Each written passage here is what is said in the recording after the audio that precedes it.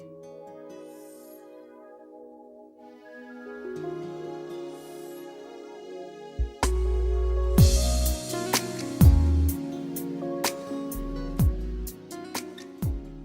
this podcast, I'm going to discuss 3 different methods of what is known as alternative dispute resolution.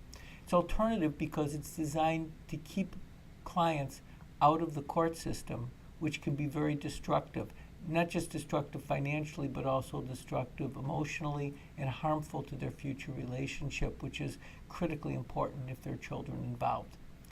The most common method is called mediation, which has been around now for quite a few years. It's mandatory in Wisconsin if there's any dispute over minor children. It's not mandatory if it's a financial dispute, but as a matter of practice, in most of our cases, if there's a inability to settle the case through normal settlement negotiation means, which maybe the 2 lawyers talk or exchange of letters or sometimes a 4-way meeting, it's become fairly routine to discuss employing the use of a mediator.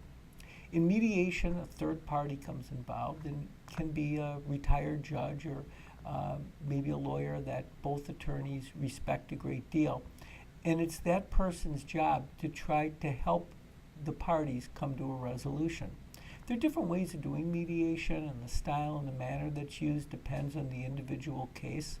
But most commonly, the mediator will separate the parties into different rooms with their attorneys, sit down with them, discuss what their best case scenario is, what compromises that they should be considering, and the mediator tries to get the parties to make compromises and come to a resolution, and sometimes even suggest compromises and suggest resolutions. Mediation has been very successful in many cases. We've had cases where parties are tremendous miles apart in terms of money or maybe just emotional issues, and good mediators have been able to settle many of those cases. So it's something we highly recommend, although it's important to be prepared for the mediation, to choose the right mediator, to know what process the mediation is going to entail, and to discuss what starting points and ending points would be appropriate. About 10 years ago, this office started a process called cooperative divorce. Cooperative divorce actually started in Minnesota with a lawyer named Stuart Webb, and was starting to spread around the country when we formed our own group here in Wisconsin. At the time, just a group of lawyers meeting on a Saturday morning and discussing it. Collaborative has grown to be a nationwide, even international movement, and we still do some of it, some collaborative cases here. Collaborative is virtually the opposite of what traditional divorce litigation is. In other words, in traditional divorce litigation, the lawyers would try to settle the case if they can't, prepare the case for trial, and if necessary, actually litigate the case. In a collaborative divorce, the lawyers agree ahead of time, and the parties agree as well in a signed written document that becomes a court order, that if litigation is necessary, the 2 lawyers will withdraw from representing the clients in the case. That feature, the mandatory mutual withdrawal, is what makes collaborative divorce different from everything else. Because in a normal divorce setting, under normal resolution tactics, you try to settle the case, you negotiate, you send forth proposals, and if you can't settle, then you may have to go to trial.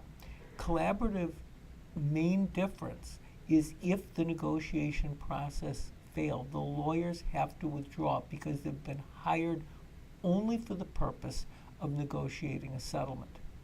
That's key because the cost of withdrawal, both to the clients who have to go out and hire new attorneys, and to the attorneys themselves, because you obviously stop billing in the case, but also there's none of the professional satisfaction lawyers get from resolving difficult cases.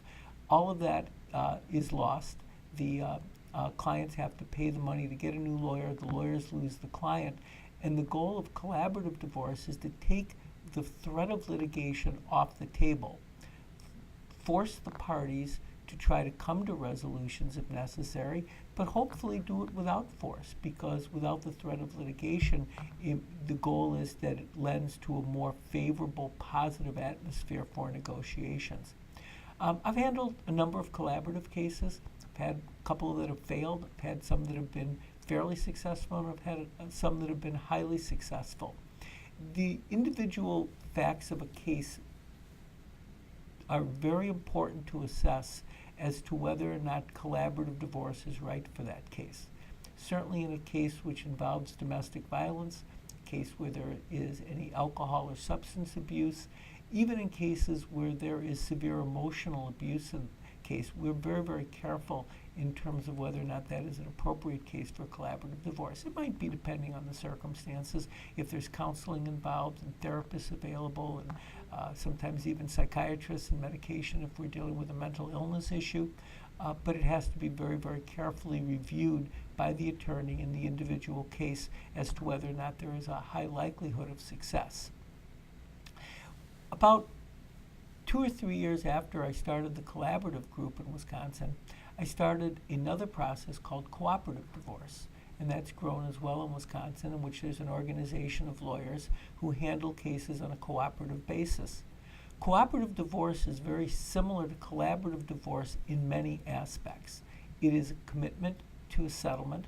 It is a process where we try to do, or required to do, discovery on a voluntary basis. It's a process in which it's negotiation-based rather than litigation-based. But this is the key. Unlike collaborative divorce, which has the mandatory mutual withdrawal features, in a cooperative divorce, while the parties and the attorneys commit to trying to resolve the case outside of litigation, if the process fails, the attorneys don't have to withdraw, and they can continue to represent the clients through the trial process. There's really no reason in any case not to do a cooperative divorce. In every case, the parties ought to cooperate in exchanging financial information. It's going to be exchanged anyway. You might as well do it on a voluntary basis. And every case should require an attempt to settle the case, even if it seems impossible, even if it seems very difficult. The effort ought to be made at a minimum, even though sometimes we make the effort without a feeling that it has a high degree of probability of success. Whether that process of cooperative divorce is appropriate, collaborative divorce, or to bring in a mediator, are all cases that ride very heavily on the individual facts of the case. It depends on the nature of the parties, the nature of their relationship, who the attorneys are in the case, that the parties understand the different options, they understand the costs, they understand the opportunities, and they understand the risks. So this is something that's important that a client discuss with his or her attorney. Understand what different types of mechanisms are available to help resolve the issues, and then work with their attorney to trying to resolve the issue as best they can within the context of whichever framework they think will work best in that individual case.